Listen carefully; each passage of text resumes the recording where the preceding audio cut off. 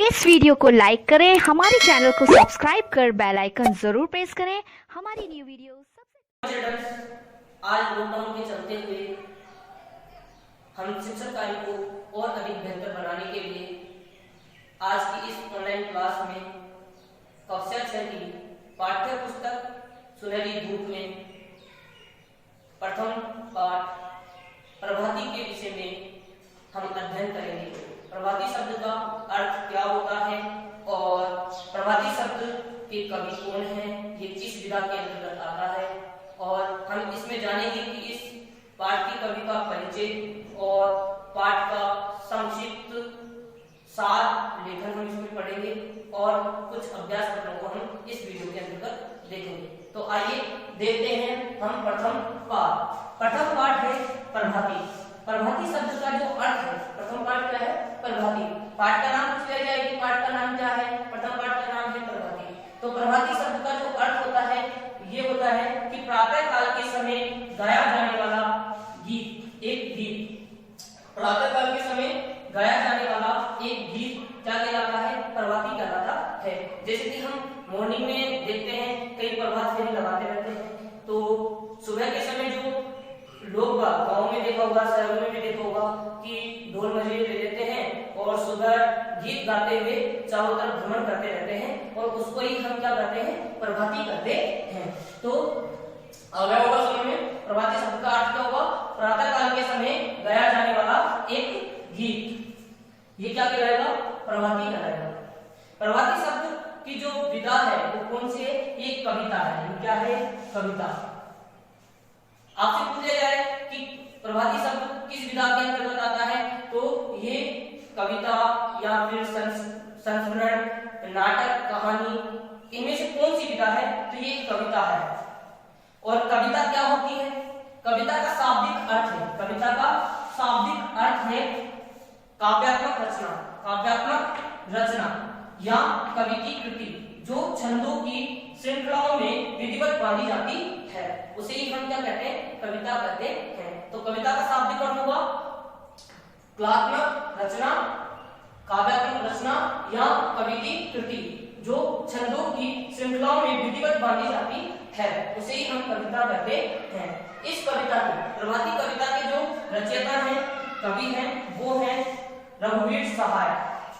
तो हम आज इस कविता की जो कवि है रघुवीर सहाय, उसकी कवि परिचय के बारे में हम जानेंगे। तो रघुवीर सहाय का जो जन्म है वो 9 दिसंबर 1929 को हुआ और इनकी जो मृत्यु है, रघुवीर सहाय की जो मृत्यु है वो 30 दिसंबर 1990 को हुई। तो आपसे पूछा जा सकता है कि रघुवीर सहाय का जन्म कब हुआ? तो रघुवीर सहाय का जन्म हुआ 9 दिसंबर 1929 को। और अगर आपसे पूछा जाए कि रघुवीर सहाय की मृत्यु कब हुई, तो 30 दिसंबर 1990 को इनकी मृत्यु हुई। अब आप अपनी कॉपी निकालेंगे और कॉपी निकाल कर की अपनी नोटबुक में इन सभी चीजों को विस्तार पूर्वक लिख लेंगे।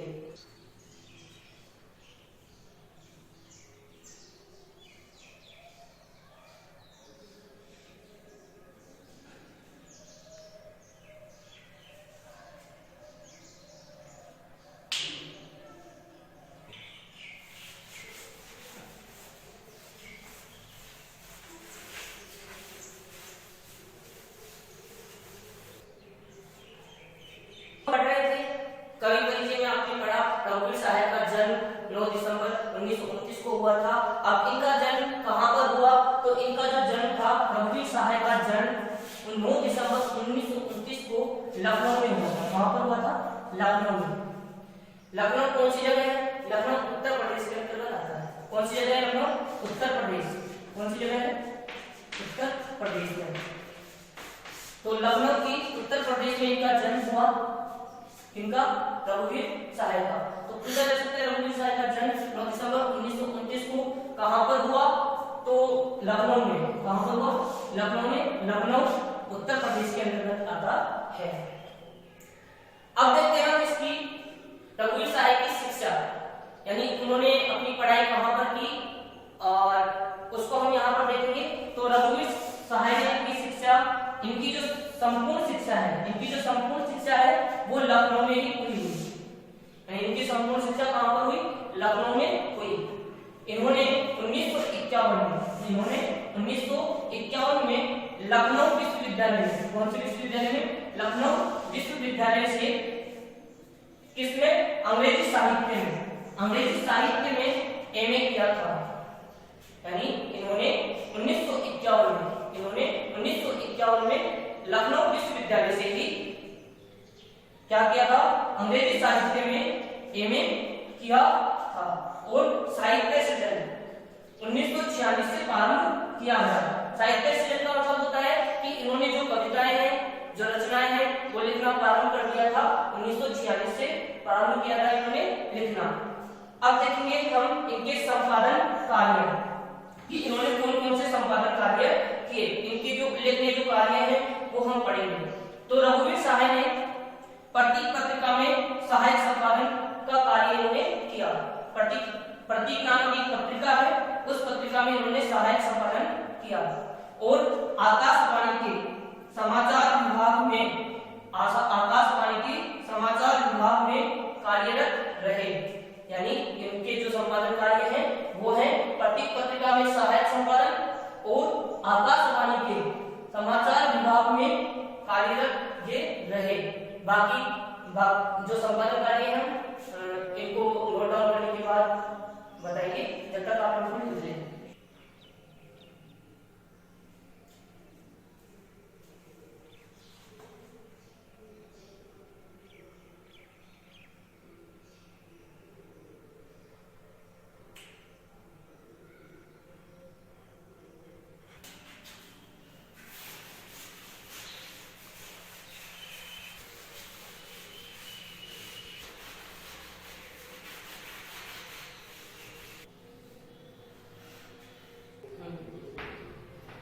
हम पढ़ रहे थे रघुवीर सहाय की संपादन कार्य और उनमें से हमने दो आपको लिखा दिए थे। अब देखेंगे कल्पना नामक एक जो पत्रिका थी, कल्पना नामक पत्रिका का संपादन भी इन्होंने किया था। कल्पना नामक जो पत्रिका थी उनका संपादन भी इन्होंने ही किया। और एक नव भारत टाइम्स, ये भी पत्रिका है, नव भारत टाइम्स के सहायक संपादक भी रहे हैं। ये नव भारत टाइम्स के सहायक संपादक भी रहे हैं। इसके अलावा इन्होंने दिनमान पत्रिका का संपादन भी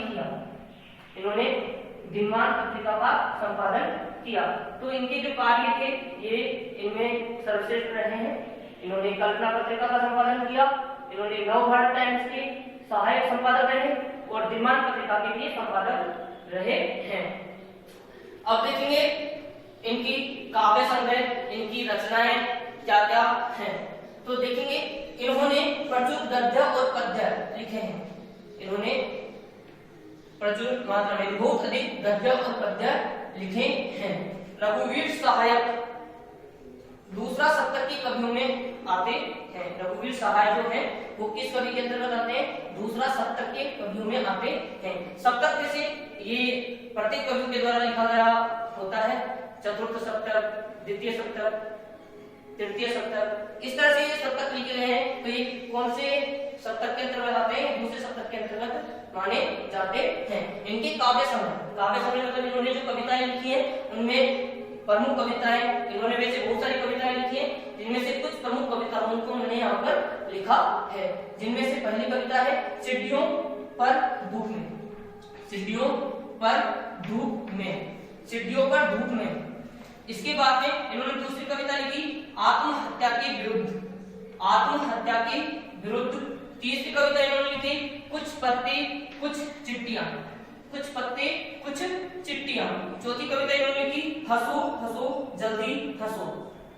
और पांचवी कविता इन्होंने लिखी है लोग भूल गए हैं। तो इनकी 5 कविताएं हो गई। एक तो चिट्टियों पर धूप में, दूसरी आत्महत्या के विरुद्ध, तीसरी कुछ पत्ती कुछ चिट्टियां, चौथी जो कविता है हंसो हंसो जल्दी हंसो, और 5वीं कविता है इनकी लोग भूल गए हैं। जो इनकी जो 5वीं कविता है लोग भूल गए हैं, इस रचना पर इन्हें 1984 में यानी 1984 में इनको साहित्य अकादमी पुरस्कार भी मिला है। लोग भूल गए हैं इस कविता पर, इस रचना पर इनको एक पुरस्कार मिला। और कब मिला? 1984 में मिला। और कौन सा पुरस्कार मिला? साहित्य अकादमी पुरस्कार, साहित्य अकादमी पुरस्कार मिला इनको। अब इसको आप नोट डाउन कर लेंगे अपनी कॉपी के अंदर। जब तक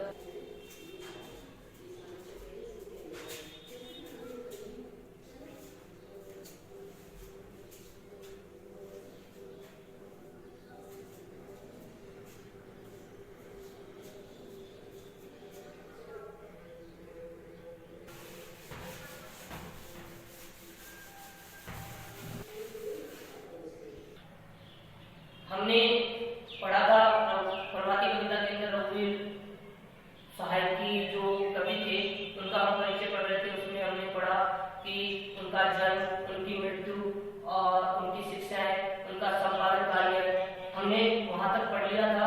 और अब आगे देखेंगे कि उनकी भाषा शैली कैसी थी, उनकी जो भाषा किस प्रकार की थी।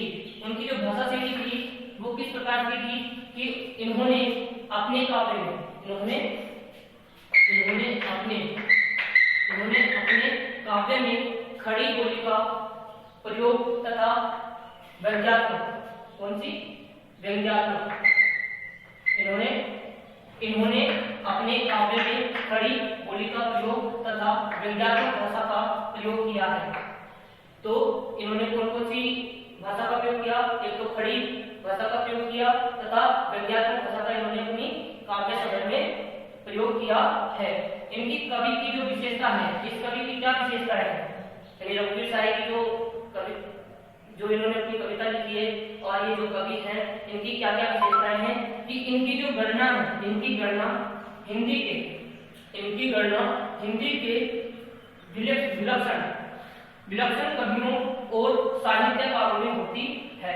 अब पूछेंगे विलक्षण क्या होता है? तो चमत्कार, अद्भुत, यानी इनको एक सभी कवियों के अंतर्गत बहुत ही महत्वपूर्ण माना गया है। इन कवियों को, जो रघुवीर सहाय जो कवि हैं, इनकी गणना हिंदी के विलक्षण कवियों और साहित्यकारों में होती है।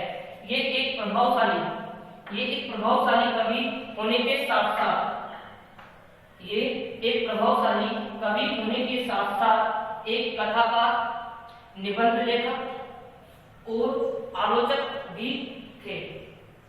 यानी ये एक प्रभावशाली कवि होने के साथ साथ एक कथाकार, निबंधकार और आलोचक भी थे। आप इसको नोट डाउन करेंगे अपनी कॉपी के अंदर। फिर आप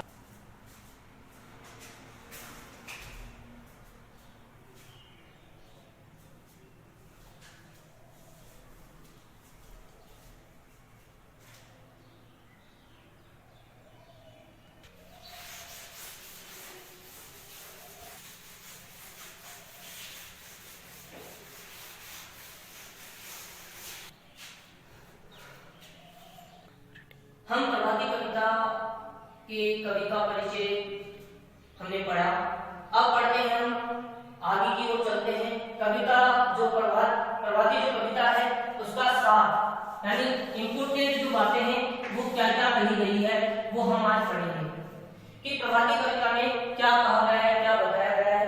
तो प्रभाती कविता में कवि रघुवीर सहाय ने प्रभाती कविता में कर्मशीलता का महत्व, किसका महत्व? कर्मशीलता का महत्व और परोपकार की भावना का विकास तथा मनोरम दृश्यों का सौंदर्य प्रस्तुत किया है। यानी कवि रघुवीर सहाय ने अपनी कविता प्रभाती के अंदर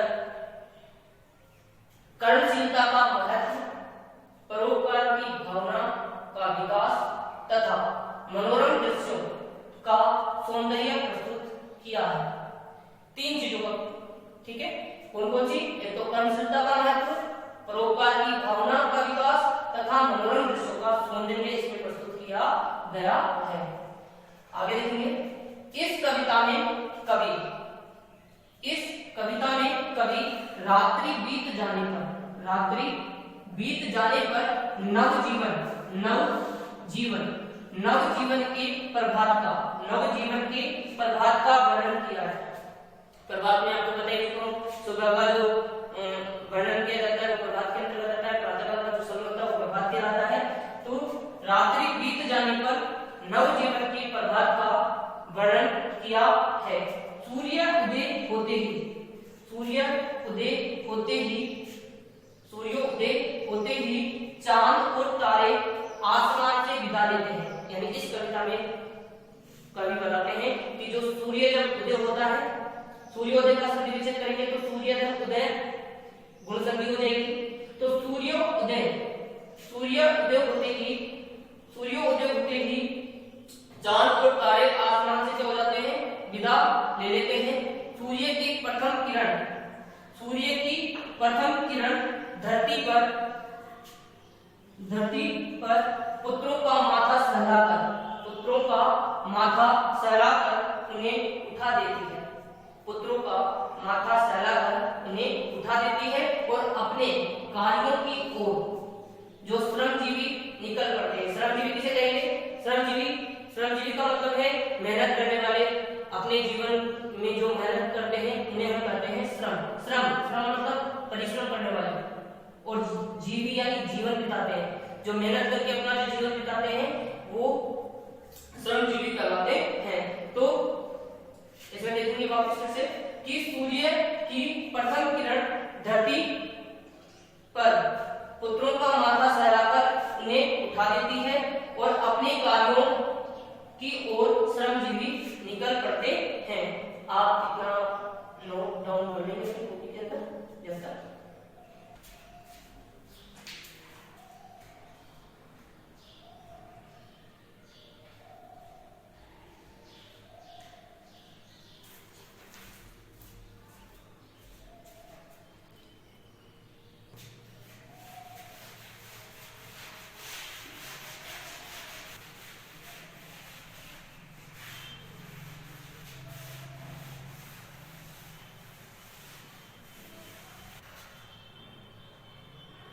कविता का सार पढ़ा और उसके इस प्रभाती कविता के बारे में एक कवि ने लिखा है। उस कवि का नाम है मेरी के एस। मेरी के एस ने इस प्रभाती कविता के बारे में लिखा है कि प्रत्येक सुबह हमारी कहानी का एक नया पृष्ठ आरंभ करती है। यानी प्रत्येक सुबह हमारी कहानी का, प्रत्येक सुबह हमारी कहानी का एक नया पृष्ठ आरंभ करती है, जिसे हमने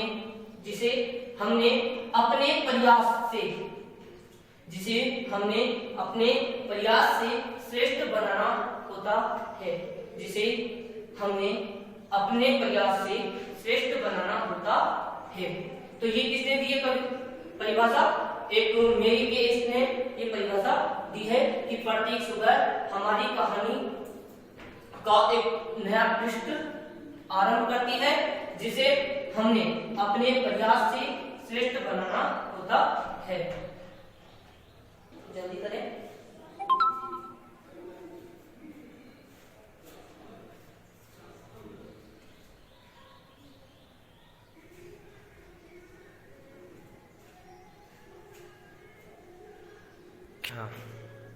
अब हम इन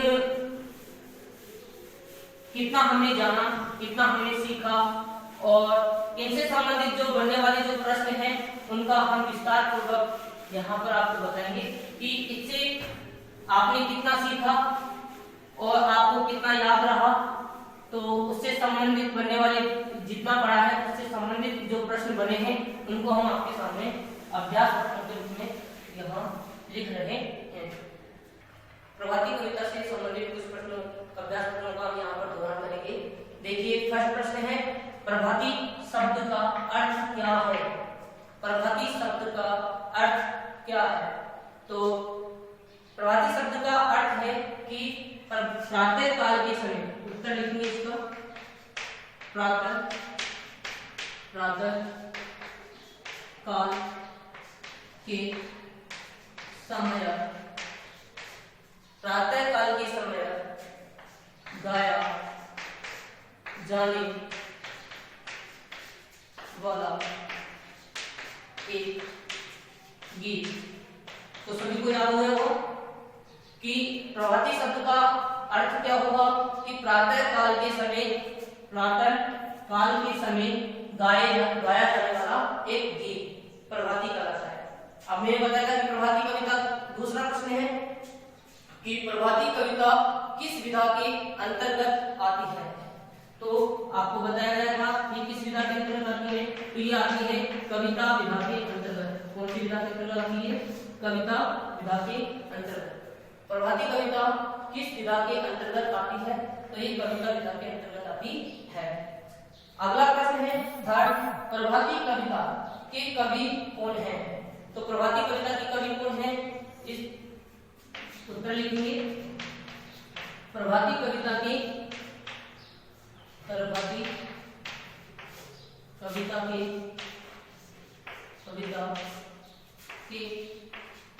कवि रघुवीर सहाय है। रघुवीर सहाय है। अगला प्रश्न है रघुवीर सहाय का जन्म कब हुआ? रघुवीर सहाय का जन्म कब हुआ? तो इसको हमने आपको बताया था। तो रघुवीर सहाय का जन्म 9 दिसंबर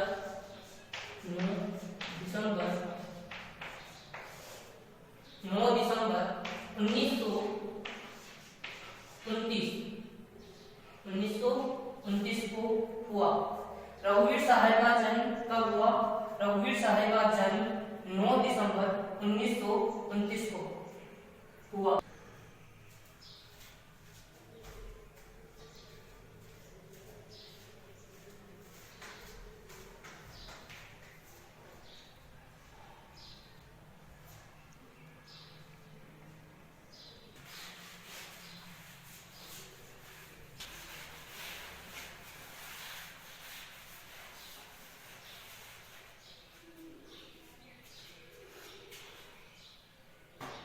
अगले प्रश्न को देखेंगे। क्वेश्चन नंबर 5, रघुवीर सहाय की मृत्यु कब हुई? हमने आपको बताया कि रघुवीर सहाय की मृत्यु कब हुई। तो रघुवीर सहाय की जो मृत्यु है उत्तर लिखेंगे। रघुवीर सहाय की मृत्यु हुई थी 30 दिसंबर 1990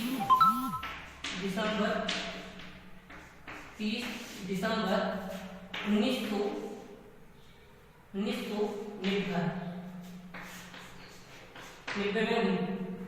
30 दिसंबर 1990 में इनकी मृत्यु हुई। अगला प्रश्न देखेंगे हम। क्वेश्चन नंबर 6, रघुवीर सहाय का जन्म कहाँ हुआ? रघुवीर सहाय का जन्म कहाँ हुआ? तो रघुवीर सहाय का जन्म कहाँ पर हुआ था? उत्तर लिखेंगे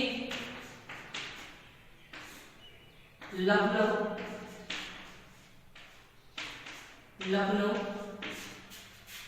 उत्तर प्रदेश में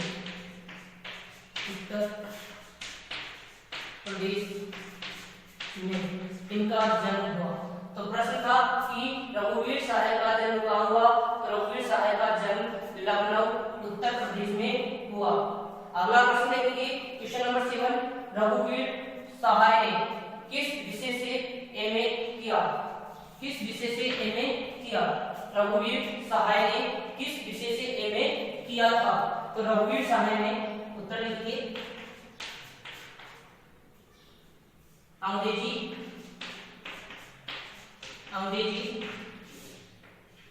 साहित्य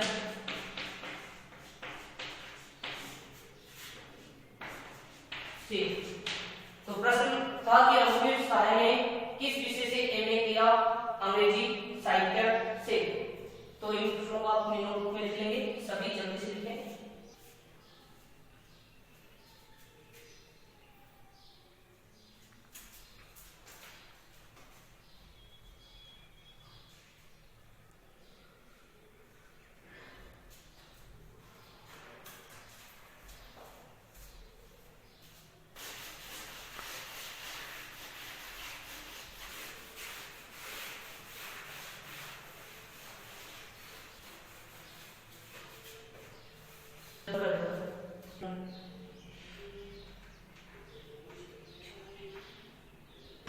अगला प्रश्न हम देखेंगे, रघुवीर सहाय ने एमए कब और किस विद्यालय से किया? रघुवीर सहाय ने एमए कब और किस विद्यालय से किया? तो उन्होंने एमए कब किया था? उन्होंने एमए किया था 1951 में। उत्तर लिखेंगे, एमए कब किया? 1951 में। और कहां पर किया? किस विद्यालय से किया? 1951 में लखनऊ। कौन से विश्वविद्यालय से किया था?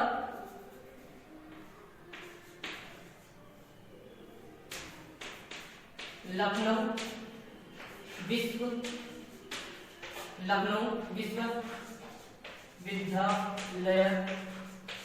से किया। यानी रघुवीर सहाय ने एमए कब और किस विश्वविद्यालय से किया? तो उन्होंने 1951 में लखनऊ विश्वविद्यालय से एमए किया था। अगला प्रश्न है, दिनमान पत्रिका का संपादन किसने किया? दिनमान पत्रिका का संपादन किसने किया? तो दिनमान पत्रिका का संपादन किसने किया था? दिनमान पत्रिका है उसका संपादन किया था रघुवीर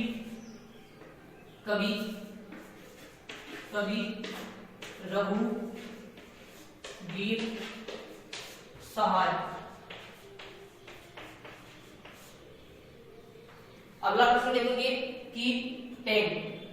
अगला प्रश्न है 10।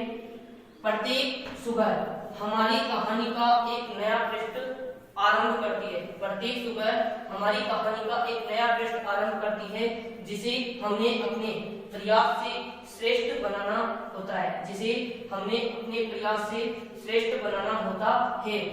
यह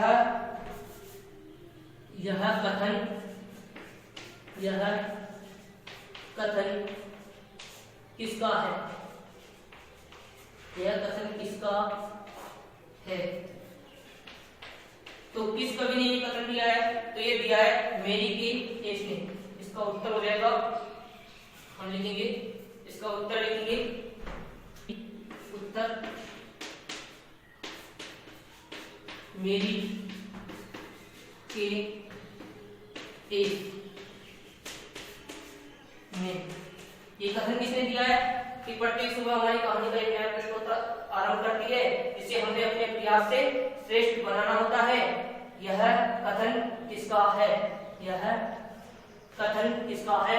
तो ये मेरी के इसने लिखा है। तो हम इसी वीडियो के साथ अब आज का जो आपका गृह कार्य है वो आप लिखेंगे और वो आपको घर से करके लाना है। पहले इसको नोट डाउन कर लें।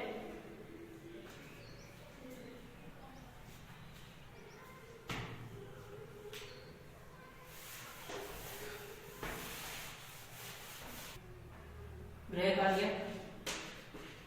आपको गृह कार्य के लिए करके लाना है। रघुवीर सहाय की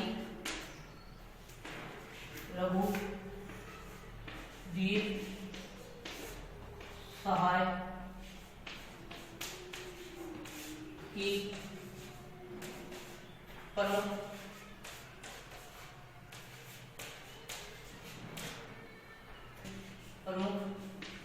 रचनाओं के नाम लिख करके लाए।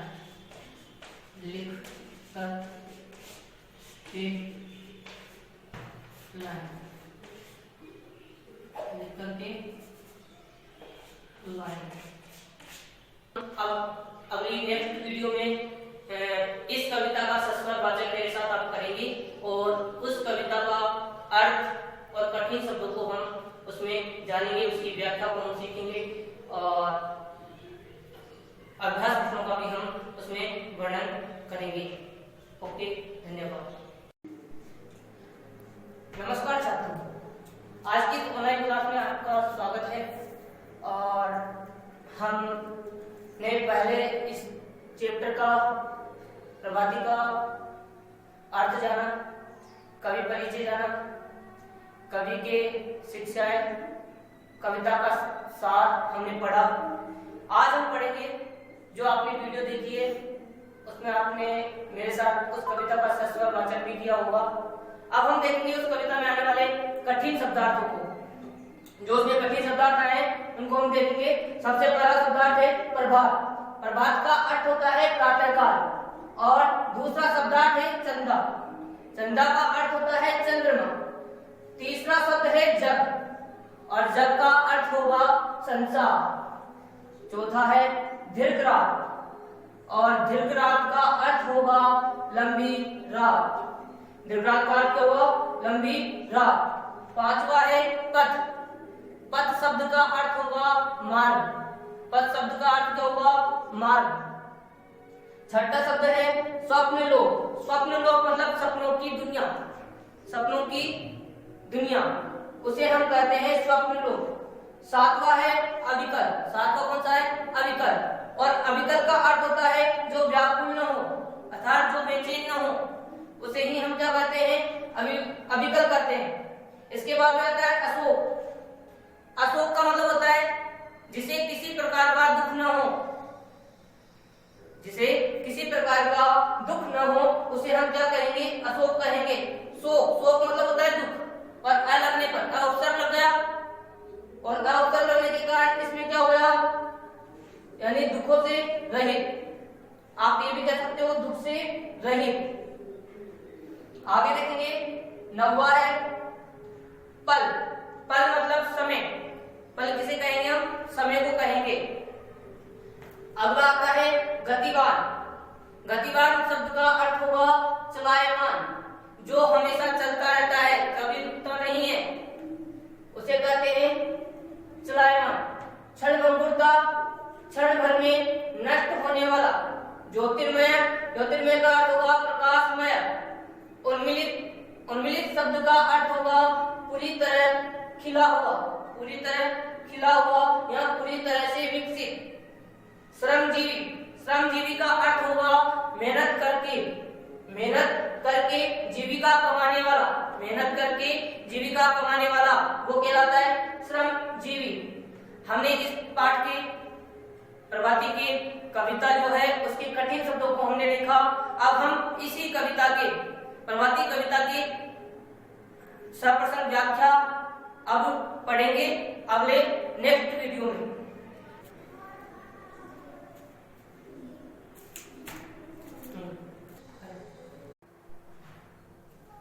नमस्कार छात्रों, आज की इस ऑनलाइन क्लास में आपका स्वागत है। हमने उसमें कठिन शब्दों को देखा था। अब इस कविता में कुछ पंक्तियां आपको यहाँ पर दी गई है, उनका मेरे साथ सस्वर वाचन करेंगे।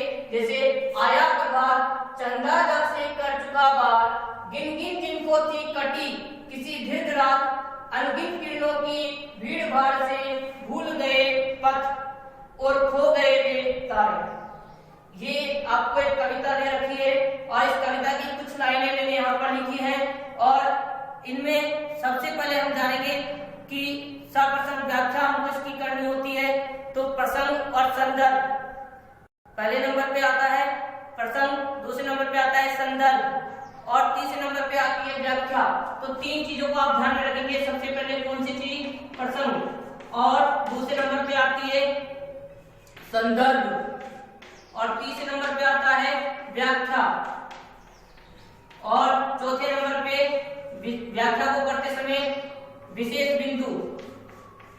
विशेष बिंदु, इन चार चीजों का आपको ध्यान रखना होगा। पहला, दूसरा, तीसरा और चौथा, इन चार चीजों को होना अनिवार्य है व्याख्या के अंतर्गत। तो सबसे पहली लाइन है आया प्रभात, चंदा जब से कर चुका बात। ये हमने यहाँ पर कुछ लाइनें लिखी है। तो इन पंक्तियों का सबसे पहले हम प्रसंग देखेंगे। प्रसंग में क्या होता है? प्रसंग में सिर्फ कवि का नाम, पाठ का नाम और पाठ्य पुस्तक का नाम होता है। और संदर्भ के अंतर्गत क्या आता है कि इस कविता में क्या बताया गया है उसके बारे में लिखते हैं। और फिर व्याख्या में इस कविता का, इन पंक्तियों का अर्थ हम इसके अंतर्गत लिखते हैं। विशेष बिंदु में इसमें कौन सा अलंकार है, कौन कौन से पर्यायवाची आए हुए हैं, इन शब्दों को हम देखते हैं। तो आइए हम देखते हैं सर्वप्रसन्न व्याख्या। तो सबसे पहले प्रसंग और संदर्भ हम इसमें देखेंगे। तो प्रस्तुत कविता हमारी पाठ्य पुस्तक हिंदी सुनहरी धूप के पाठ क्रमांक एक प्रभाती कविता के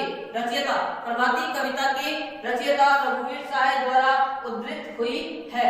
इस कविता के माध्यम से कवि ने प्रातः काल के सौंदर्य का चित्रण किया है, यानी इसमें कवि ने प्रातः काल के सौंदर्य का वर्णन इसमें किया है।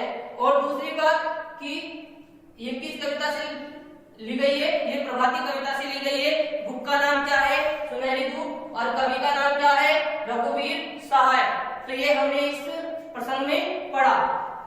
आप इसको नोट डाउन करेंगे।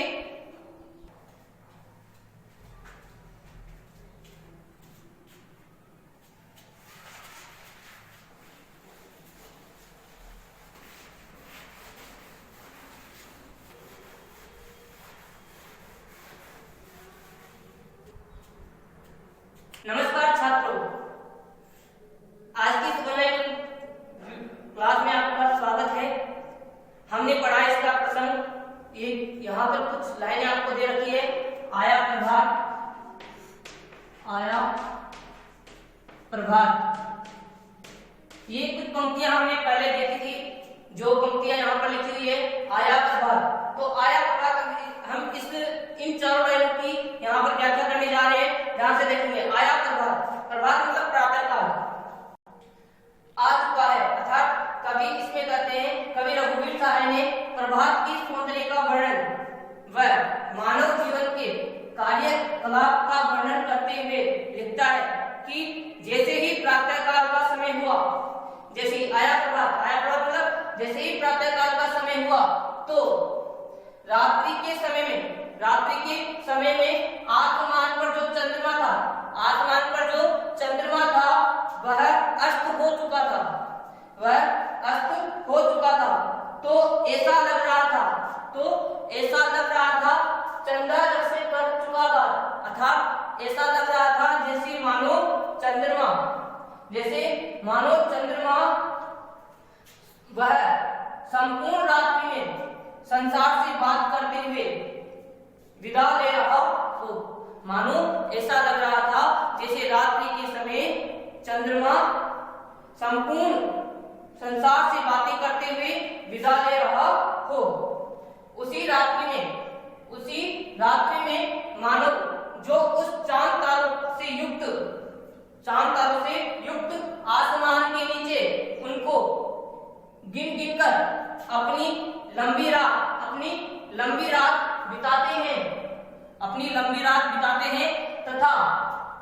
प्रभात होते ही वे तारे सूर्य की किरणों की भीड़ में लुप्त हो गए हों, मानो जैसे कोई रास्ता भूल गए हों। तो इन दोनों लाइनों का अर्थ यही था कि जैसे गिन जिनको थी कटी किसी की दिल रात, अर्थात उसी रात्रि में मानव जो उस चांद तारों से युक्त आसमान के नीचे उनको गिन करके अपनी लंबी रात बिताते हैं तथा प्रभात होते ही वे तारे सूर्य की किरणों की भीड़ में लुप्त हो गए हो, मानो जैसे कोई रास्ता भूल गया हो। नोट डाउन करेंगे इसको अपनी। Thank you so much. नमस्कार छात्रों, आज की इस ऑनलाइन क्लास में आपका स्वागत है। हम पढ़ रहे थे प्रभाती कविता, और प्रभाती कविता में हमने पढ़ा कविता का सार, कविता का अर्थ, कविता और कुछ व्याख्याएं हमने देखी थी। आज भी एक नई व्याख्या को लेकर हम आपके सामने प्रस्तुत हैं।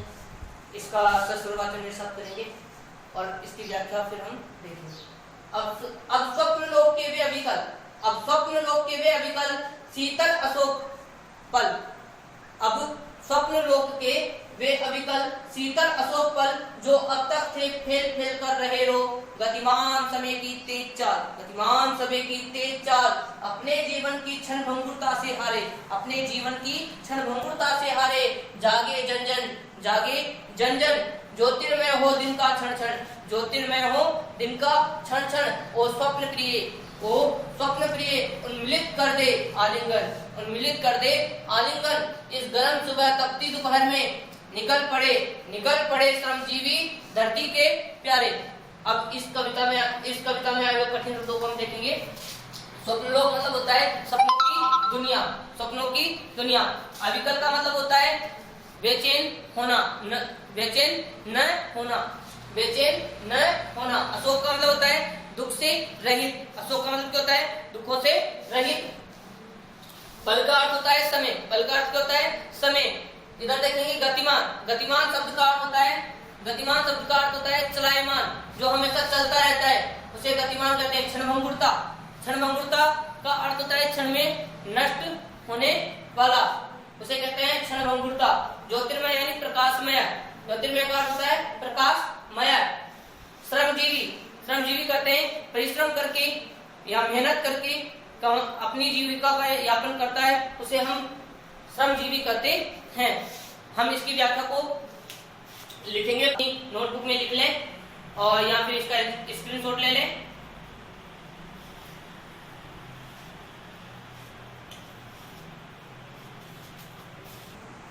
हम सभी अब इसकी व्याख्या को लिखेंगे नोटबुक के अंतर्गत और समझेंगे इसकी व्याख्या।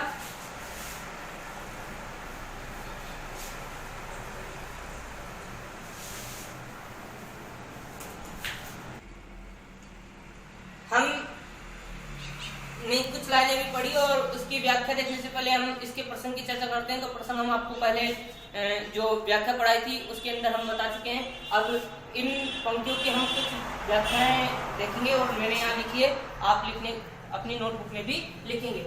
पहले सुने और देखें और याद करें। कवि कहता है कि जो स्वप्न लोक के समान प्रतीत थे, बिना बेचैन हुए, जिनको अपने स्वप्न टूटने का दुख नहीं, जो पल थे वे अब बहुत दूर तक ठेल कर रुक गए थे। जो समय का पहिया लगातार अपनी तेज चाल में चलता हुआ, समय का पहिया कैसे चल रहा था? बहुत ही तेज चाल में चल रहा था। तो जो समय का पहिया लगातार अपनी तेज चाल में चलता हुआ और जीवन की क्षणभंगुरता किसे कहते हैं? पल में नष्ट होने वाला हो जाना। अर्थात तो कवि कहते हैं कि जीवन की क्षणभंगुरता का अर्थात पल भर में नष्ट हो जाना मानते हुए मेहनती लोग उस प्रकाश में आभा को प्राप्त करते हैं। मेहनती लोग किसके लिए आया था? श्रमजीवी लोगों के लिए। तो श्रमजीवी जो लोग थे, मेहनती जो लोग थे, उस प्रकाश में आभा को प्राप्त करते हैं और अपने जीवन के प्रत्येक क्षण को, प्रत्येक समय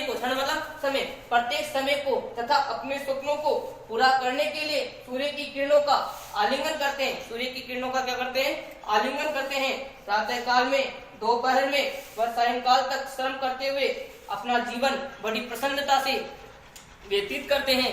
यानी वो अपना जो जीवन है, यानी मेहनत करते हुए पूरा जीवन, प्रातः काल के समय हो चाहे दोपहर के समय या सायंकाल के समय, सारे दिन मेहनत करके अपना जीवन बड़ी प्रसन्नता के साथ व्यतीत करते हैं और उनसे ही ये धरती प्रसन्न है और वे वास्तव में धरती के प्रिय।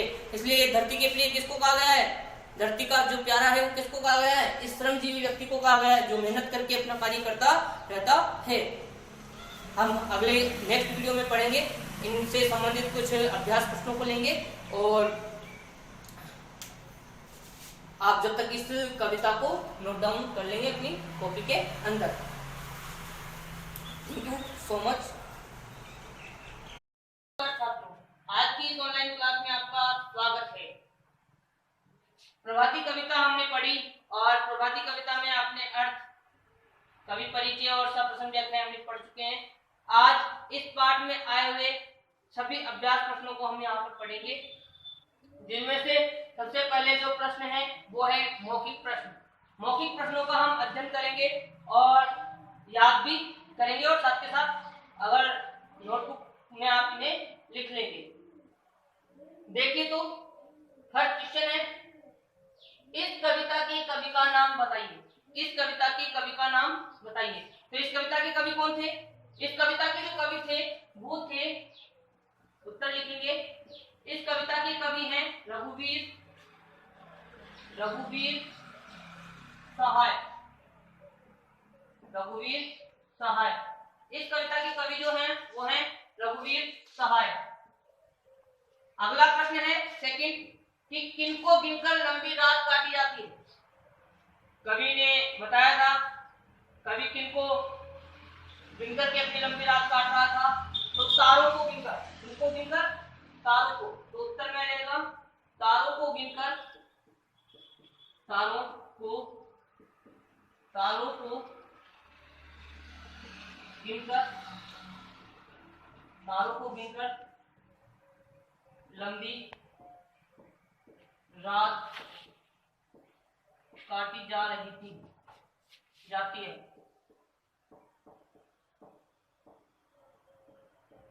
तो प्रश्न का उत्तर क्या हुआ कि तारों को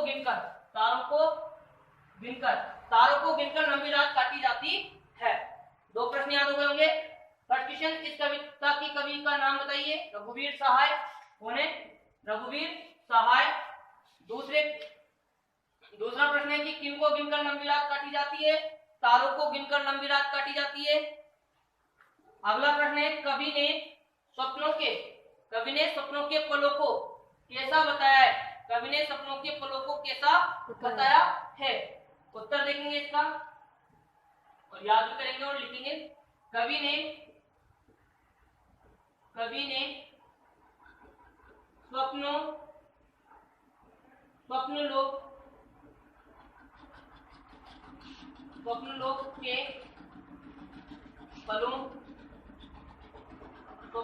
के पलों को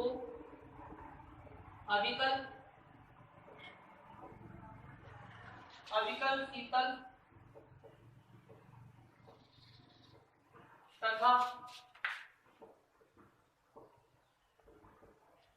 तथा अशोक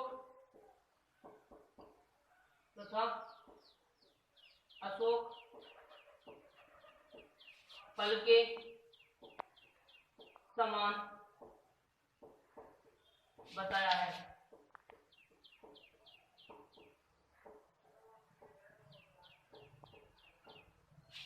आप सभी इनका स्क्रीनशॉट ले लेंगे या फिर इनको अपनी कॉपी के अंदर नोट डाउन कर लेंगे।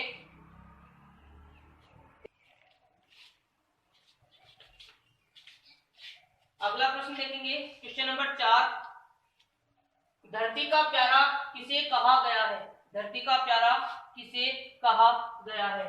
तो उत्तर लिखेंगे धरती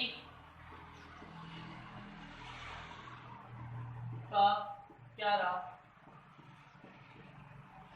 प्यारा श्रम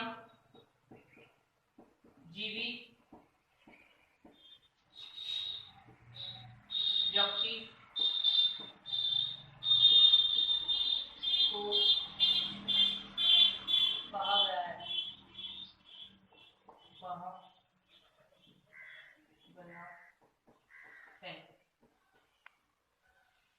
अगला प्रश्न है अर्थ ग्रहण संबंधी प्रश्न। कुछ यहाँ पर 3 प्रश्न और दिए गए हैं जो अर्थ ग्रहण संबंधित प्रश्न है, बहुविकल्पिक प्रश्न इन्हें हम कहते हैं। तो ये तो हमारे पहले जो हमने पढ़े वो थे मौखिक क्वेश्चन जो आपकी बुक में दे रखे हैं, इसलिए मैंने उनको करवा दिए हैं। और अब देखेंगे अर्थ ग्रहण संबंधित प्रश्न और साथ के साथ याद भी करते चलेंगे।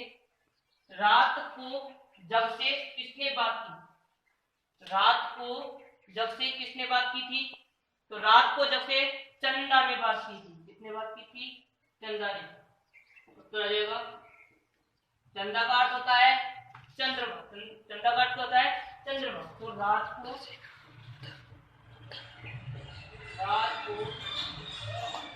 जब से चंदा ने बात की। रात को जब से चंदा ने बात की। अगला प्रश्न है समय की चाल कैसी मानी गई है। समय की चाल कैसी मानी गई है। तो समय की चाल कैसी मानी गई है? तेज।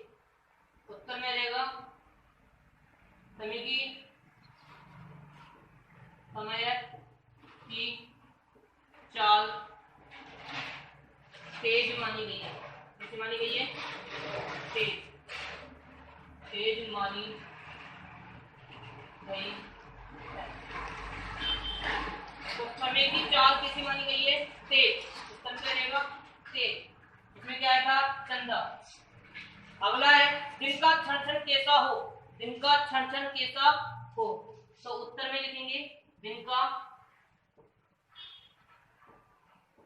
का क्षण क्षण प्रकाशवान हो। कैसा हो? प्रकाशवान हो। आप इनको कॉपी के अंदर नोट डाउन करेंगे।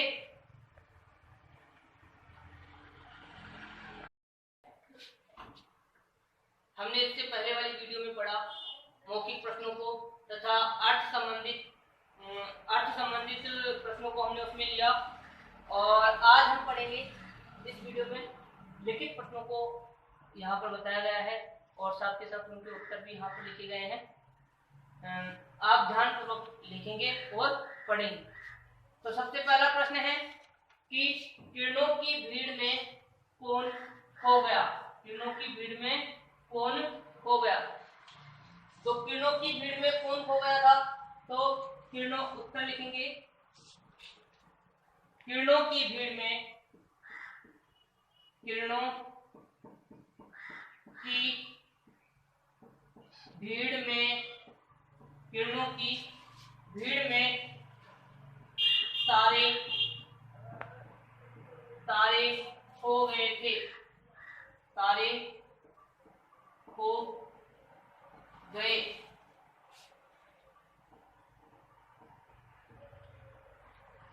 तारे खो गए। किरणों की भीड़ में तारे खो गए। अगला प्रश्न है कि समय की तेज चाल को कौन रोक रहा था। यानी जो समय था उस समय की तेज चाल को कौन रोक रहा था। तो समय की तेज चाल को, समय की, उत्तर लिखेंगे समय की तेज चाल को, समय की तेज चाल को अविकल शीतल तथा अशोक फल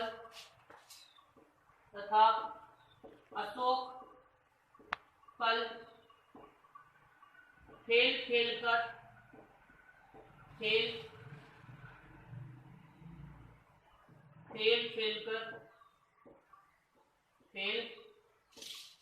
कर रोक रहे थे। अर्थात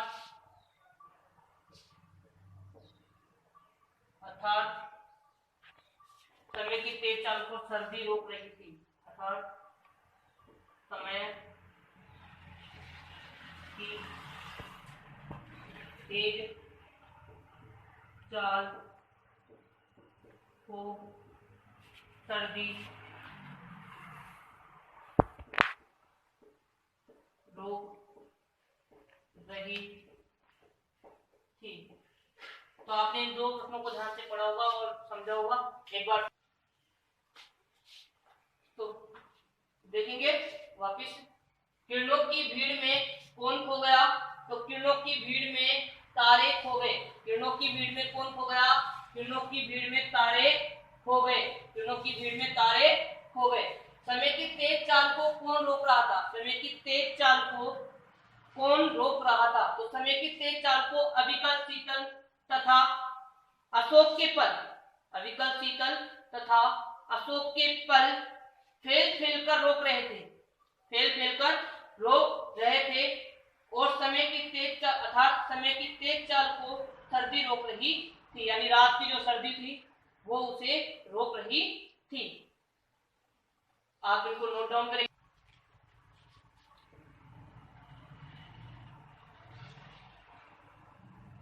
चला दियो।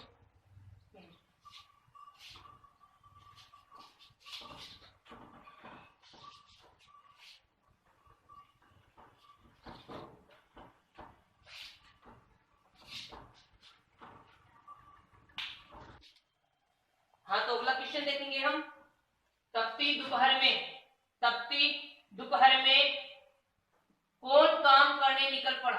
तपती दोपहर में कौन काम करने निकल पड़ा।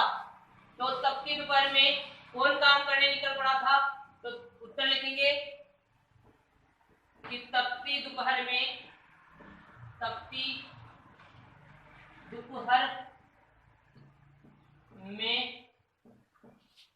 श्रमजीवी कौन, श्रमजीवी काम करने निकल पड़ा।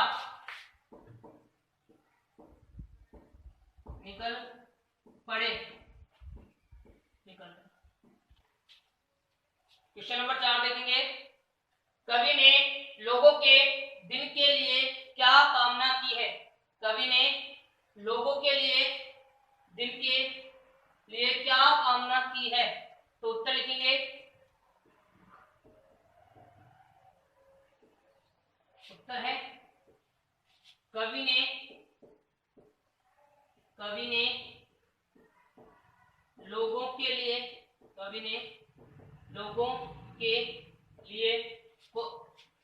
लोगों के दिन के लिए यह कामना की है। यह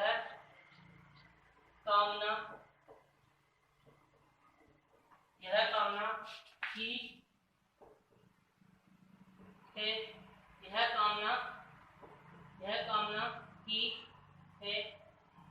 कि कवि ने लोगों के दिन के लिए यह कामना की है कि उनका प्रत्येक क्षण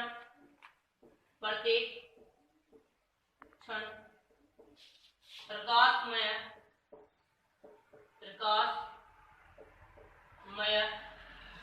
हो।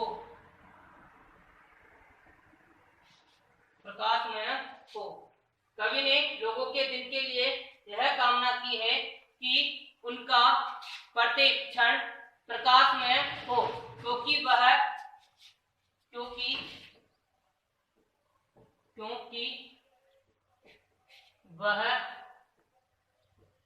सुबह होते ही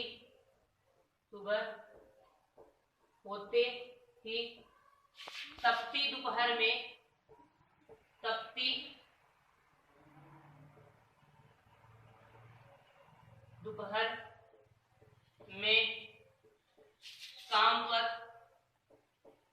काम पर निकल पड़ते हैं। ऊपर लिखेंगे काम पर निकल पड़ते हैं। नोट डाउन कर लीजिए आप। नमस्कार छात्रों, आज की इस ऑनलाइन क्लास में आपका स्वागत है। हमने इससे पहले की जो वीडियो थी उसमें हमने पढ़ा कि मौखिक प्रश्न और लिखित प्रश्नों को हमने पढ़ा था। आज हम पढ़ेंगे दीर्घ प्रश्नों को।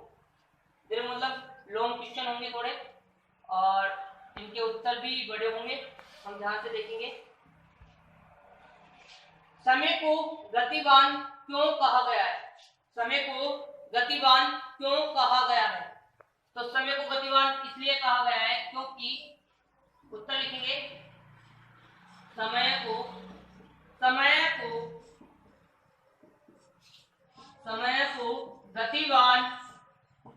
गतिवान इसलिए कहा गया है, इसलिए कहा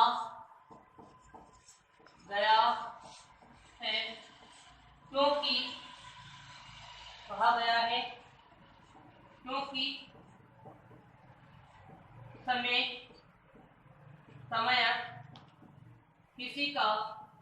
समय किसी का इंतजार नहीं करता।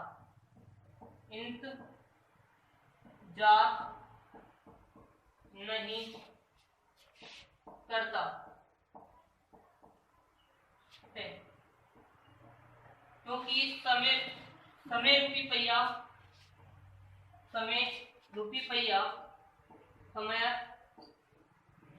रूपी पहिया समय रूपी पहिया समय रूपी पहिया दिन रात लगातार तेज गति से चलता रहता है। लगातार तेज गति से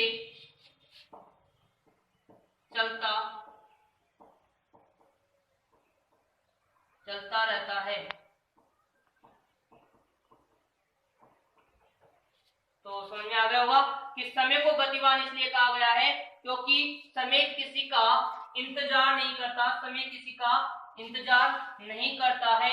समय रूपी पहिया दिन रात लगातार तेज गति से चलता रहता है। यानी जो समय रूपी जो पहिया है वो दिन रात तेज गति से चलता रहता है। अगला प्रश्न देखेंगे सेकंड, सुबह को गर्म और दोपहर को तपती कहने से क्या तात्पर्य है? यानी सुबह को गर्म और दोपहर को तपती कहने से क्या तात्पर्य है? तो उत्तर देखेंगे। उत्तर है सुबह को क्या कहा गया है? गर्म धूप कहा गया है। सुबह को क्या कहा गया है? गर्म धूप। तो सुबह को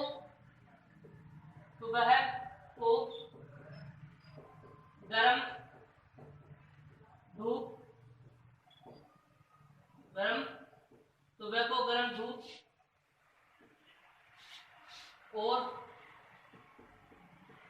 दोपहर को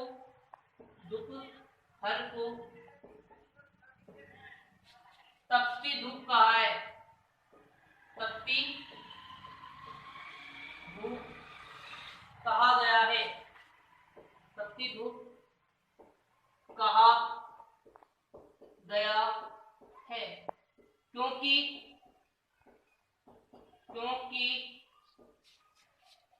क्योंकि सुबह के समय या प्रातः काल के समय, क्योंकि प्रातः काल के समय धूप कम होती है।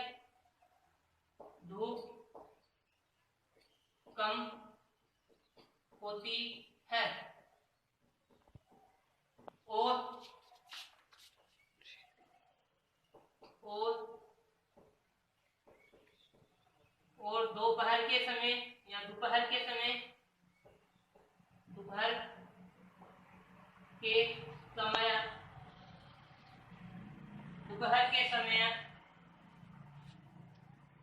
धूप ज्यादा होती है।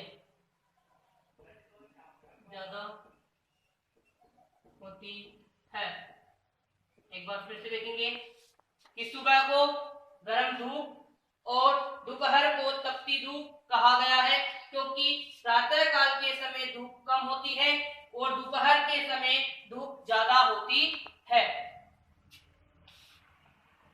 इसको नोट डाउन कर लेंगे।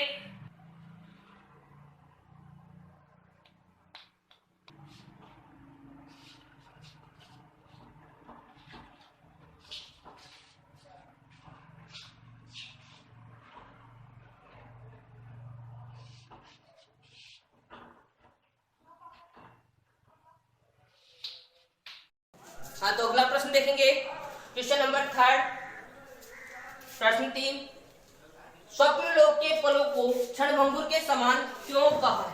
यानी स्वप्न लोक के पलों को क्षणभंगुर के समान क्यों कहा है? तो लिखेंगे इसका उत्तर, देखेंगे ध्यान से। स्वप्न लोक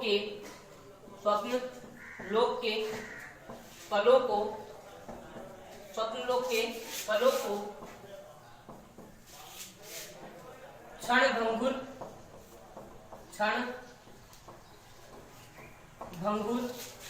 के समान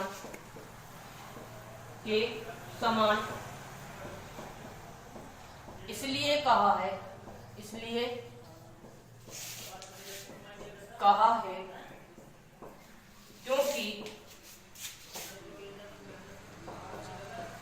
क्योंकि स्वप्नों के पलों को क्षण भंगुर के समान इसलिए कहा है क्योंकि सपनों की दुनिया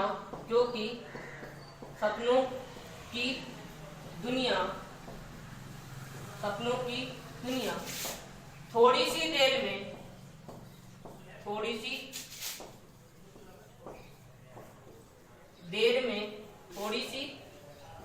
देर में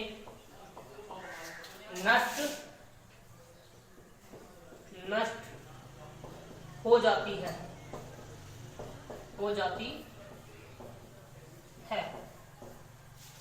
फिर से देखेंगे। स्वप्नलोक के पलों को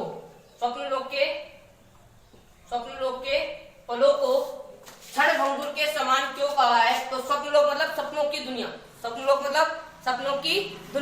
तो सपनों की दुनिया और पल मतलब क्या होता है? समय, और क्षण भंगुर मतलब क्षण में नष्ट हो जाने वाला।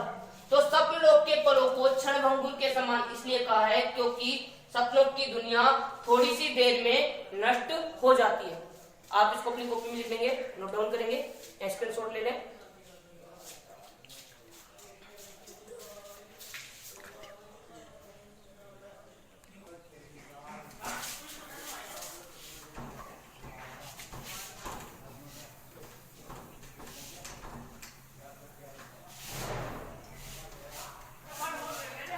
क्वेश्चन नंबर 4 देखेंगे। क्वेश्चन नंबर 4, प्रश्न 4 है। प्रश्न 4 है, आश्रय स्पष्ट करो। आश्रय स्पष्ट करो।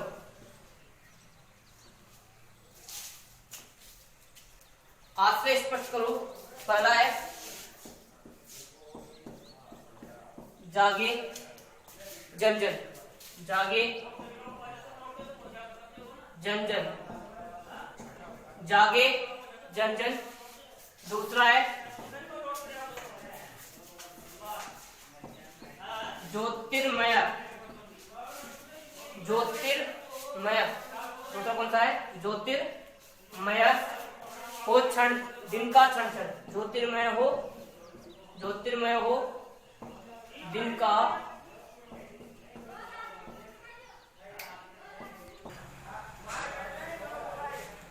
हाँ, तो ज्योतिर्मय हो दिन का क्षण क्षण। इनका हम आशय स्पष्ट करेंगे। ये दो पंक्तियां यहां पर दे रखी है कि जागे जन जन ज्योतिर्मय हो दिन का क्षण क्षण। इसका अर्थ लिखेंगे हम, आशय स्पष्ट करेंगे। जागे लिखेंगे आश्रय, उत्तर लिखेंगे उत्तर। जागे, देखो जागे जन जन से तात्पर्य क्या है? जागे जन से तात्पर्य है कि जागे सारा संसार, जागे सारा संसार, जागे सारा संसार, जागे सारा संसार और प्रकाशमय हो, प्रकाशमय हो। जागे सारा संसार प्रकाशमय हो। या पहली लाइन का अर्थ स्पष्ट होगा कि जागे सारा संसार प्रकाशमय हो। जागे मतलब जागे, जन यानी जो जन समूह यानी जो संसार है वो, और जन जन का मतलब जन जन यानी मनुष्य का जो एक समुदाय होगा वो हुआ संसार। तो जागे सारा संसार और क्या हो? ज्योतिर्मय हो दिन का क्षण क्षण, यानी ज्योतिर्मय हो यानी उनका जो प्रकाशमयी हो दिन दिन का क्षण, दिन दिन दिन दिन का क्षण, यानी जागे सारा संसार प्रकाशमय हो दिन दिन का क्षण क्षण, दिन दिन का क्षण क्षण। अर्थात कवि कहता है, अर्थात कवि कहता है, कवि कहता है, अर्थात कवि कहता है, क्या कहता है कवि? कि कवि कहता है कि श्रमजीवी, श्रमजीवी, श्रमजीवी का मतलब पता है, मेहनत करने वाले। श्रमजीवी का प्रत्येक क्षण की श्रमजीवी का प्रत्येक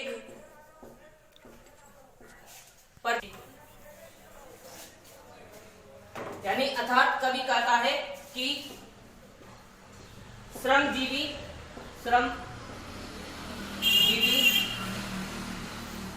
श्रमजीवी का प्रत्येक क्षण, श्रमजीवी का प्रत्येक क्षण प्रकाशमय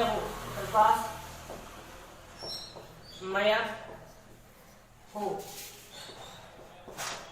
वापस एक बार फिर से देखेंगे इन पंक्तियों का आश्रय। पंक्तियां हैं, जागे जन जन ज्योतिर्मय हो दिन का क्षण क्षण, अर्थात कब जागे सारा संसार प्रकाशमय हो दिन दिन का क्षण, अर्थात कवि कहता है कि श्रमजीवी का प्रत्येक क्षण प्रकाशमय हो।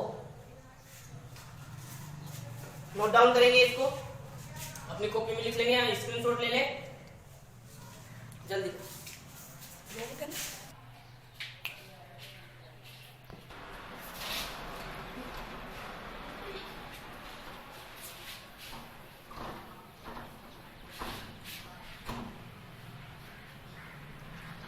अब हम इसके व्याकरण बोध संबंधी प्रश्न देखेंगे, जो इस पाठ में व्याकरण संबंधी जो प्रश्न है उनको चालू क्यों कर।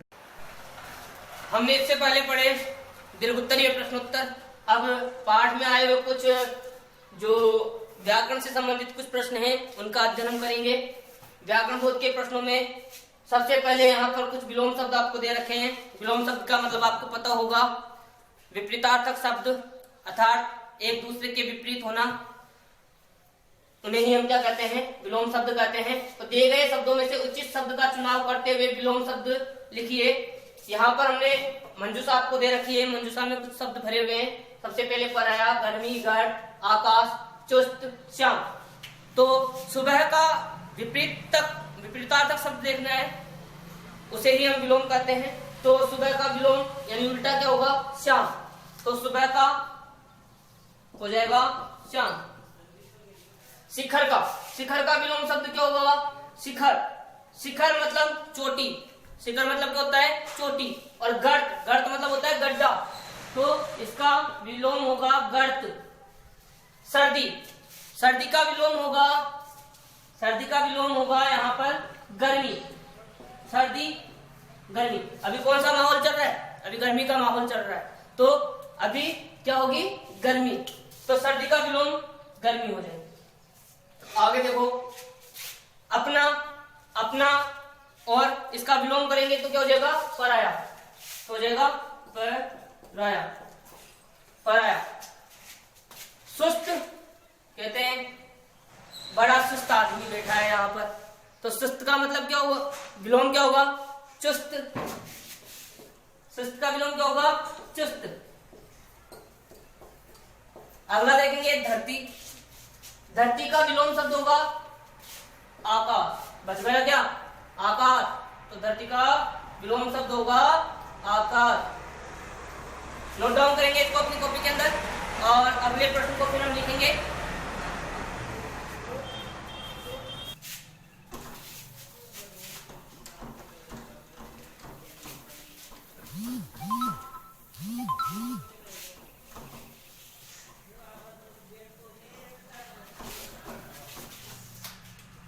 क्वेश्चन नंबर सेकंड देखेंगे। क्वेश्चन नंबर सेकंड है, अनेक शब्दों के लिए उचित एक शब्द छांटकर लिखिए। यानी कि यहाँ पर बहुत सारे शब्द लिखे हुए हैं, जैसे क्षण भर में नष्ट होने वाला, तो इसके लिए एक शब्द में प्रयोग करेंगे। तो हमने यहाँ मंजूषा दे रखी है कुछ, अविकल, ज्योतिर्मय, क्षणभंगुर, श्रमजीवी, गतिवान। तो इनमें से क्या आएगा, क्षण भर में नष्ट होने वाला क्या गिराएगा, क्षणभंगुर। क्या गिराएगा, क्षणभंगुर।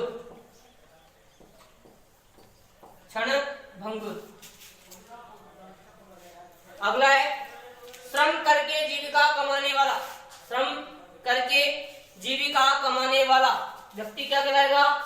देखेंगे इनमें से अविकल कहलाएगा, ज्योतिर्मय कहलाएगा, क्षणभंगुर कहलाएगा या श्रमजीवी कहलाएगा।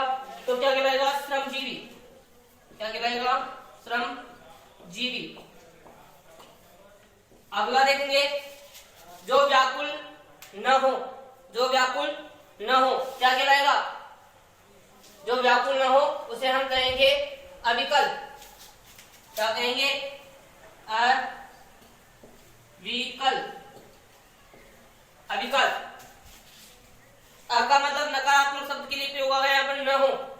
जो व्याकुल न हो, विकल मतलब व्याकुल, जो व्याकुल न हो उसे क्या कहेंगे? अविकल। जिसमें गति हो रही हो, जिसमें गति हो रही हो तो उसको हम कहेंगे गतिवान। क्या कहेंगे? गतिवान। अगला है, जो ज्योति से युक्त हो, जो ज्योति से युक्त हो क्या कहेंगे? ज्योतिर्मय। क्या रहेगा? ज्योतिर्मय।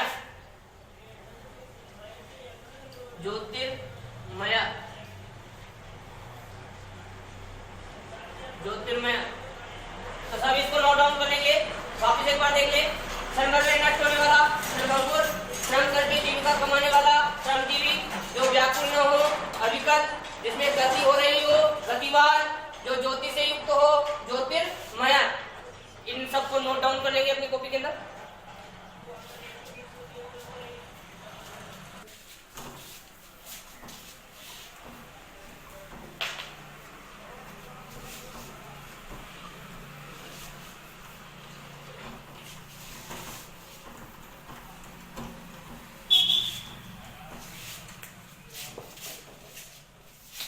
यहाँ पर कुछ संज्ञा शब्द आपको दे रखे हैं और इन संज्ञा शब्दों में को पढ़ने से पहले हम संज्ञा के बारे में थोड़ी बातें मैं आपको बता देता हूँ, क्योंकि फिर अब जब ग्रामर पढ़ेंगे तब इस टॉपिक को हम विस्तार से पढ़ेंगे। अभी मैं नॉर्मल में बता देता हूँ कि संज्ञा किसे कहते हैं। किसी व्यक्ति, वस्तु, स्थान या भाव के नाम को ही हम संज्ञा कहते हैं। संज्ञा के तीन भेद है, व्यक्तिवाचक संज्ञा, जातिवाचक संज्ञा और भाववाचक संज्ञा, जिनमें किसी एक व्यक्ति, वस्तु यानी एक विशेष व्यक्ति, वस्तु या स्थान के बारे में बताया जाता है, उसे व्यक्तिवाचक संज्ञा कहते हैं। जिसमें किसी जाति का संपूर्ण बोध कराया जाता है, उसे जातिवाचक संज्ञा कहते हैं। और भाववाचक संज्ञा के अंतर्गत क्या होगा कि जिनमें गुण, दोष, अवस्था आदि के आधार पर कुछ भाव उत्पन्न होते हैं, उनको भाववाचक संज्ञा कहते हैं। हम इसको विस्तार से बाद में पढ़ेंगे, पहले कुछ आए हुए पाठ के प्रश्नों को ध्यान से देखेंगे। तो देखो, सूरज यहाँ पर दे रखा है, विशेष है सूरज, क्योंकि जब में एक ही है तो ये हो जाएगा कौन सा? व्यक्तिवाचक, क्योंकि ये एक ही है। सूरज जैसा कोई और देखा है क्या? दूसरा कोई नहीं देखा, तो सूरज एक ही है, इसलिए ये होगा व्यक्तिवाचक। व्यक्तिवाचक संज्ञा, व्यक्तिवाचक संज्ञा। दूसरा देखेंगे हरियाली। हरियाली शब्द में जातिवाचक, वो हरियाली शब्द कौन सी है? कौन सा भाव उत्पन्न हो रहा है इसमें? हरियाली का भाव हो रहा है, हरी है, वो गुण बताया जा रहा है, तो गुण दिखाया जा रहा है कि हरियाली, चारों तरफ हरा भरा क्षेत्र है, इसलिए ये भाववाचक संज्ञा हो गई। कौन सी संज्ञा हो गई? भाववाचक, क्योंकि इसमें गुण दिखाया जा रहा है ना, मैंने बताया गुण, दोष, अवस्था जिसमें दिखाई जाती है वो भाववाचक संज्ञा होती है, तो ये भाववाचक संज्ञा हो जाएगी, भाववाचक। दूसरा देखो यहाँ पर यमुना, मैंने कहा अब यमुना एक विशेष हो गई, एक विशेष नदी हो गई, क्योंकि गंगा, यमुना, जमुना ये एक क्या है? विशेष, एक विशेष नदी हो गई, तो विशेष के लिए क्या रहेगा? व्यक्तिवाचक संज्ञा।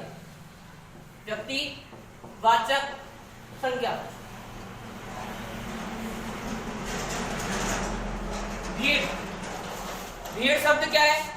जहां ये इसके और दो अलग से होते हैं, एक तो द्रव्यवाचक, एक समूहवाचक। तो समूहवाचक में जहां सेना इकट्ठी होना, भीड़ इकट्ठी होना, तो उसे कहते हैं समूह में होना, अर्थात भीड़ समूह में होती है तो समूहवाचक हो जाएगा। समूह है वाचक संज्ञा, समूहवाचक संज्ञा। अगला देखेंगे बचपन, कौन सा भाव दिखाया जा रहा है? बचपन का बुढ़ापा भी आता है, बचपन भी आता है, यौवन अवस्था भी आती है। तीनों अवस्था में से यहाँ पर बचपन दिखाया गया है, तो भाव दिखा रहा है, अवस्था दिखाई जा रही है उसकी, तो ये भाववाचक संज्ञा हो जाएगी। कौन सी? भाववाचक। इसी तरह से फूल, अब फूल अलग अलग होते हैं, फूल अलग अलग होते हैं, तो सभी क्या है? कि फूल की जाति बताई गई है, जातिवाचक संज्ञा हो गया। अगर एक फूल बताया जाता है, जैसे गुलाब का फूल दे दिया, चमेली का फूल दे दिया, तो व्यक्तिवाचक हो जाता है, क्योंकि वो विशेष है। कमल का फूल एक विशेष हो गया, तो कमल का फूल तो वो तो व्यक्तिवाचक हो जाएगा। लेकिन यहाँ फूल दे रखा है ओनली, तो फूल है तो फूल शब्द जातिवाचक हो जाएगा, क्योंकि इसकी जाति का पता लगता है। चमेली का फूल होगा, मोगरे का भी हो सकता है, तो जाति का बोध करा रहा है ना अपनी अपनी जाति का, तो फूल सब जातिवाचक हो जाएगा। इस तरह से कली, अब ये कली किसे कहते हैं, यानी कि एक छोटी सी डाल, किसी भी पुष्प की डाल को हम ले सकते हैं, उसे कली कहते हैं। तो कली एक जाति का बोध करा रही है। अब वो किसी भी फूल की कली हो सकती है, तो जातिवाचक, और घर व्यक्तिवाचक हो जाएगा, व्यक्तिवाचक। तो संज्ञा को हम विस्तार से बाद में पढ़ेंगे, अभी मैंने इसको नॉर्मल बताया आपको, ये क्योंकि पाठ के जितने पूछाए हुए प्रश्नों को हमने बताया है। ओके, इसका स्क्रीनशॉट ले लेंगे या कॉपी में नोट डाउन कर लेंगे। Thank you.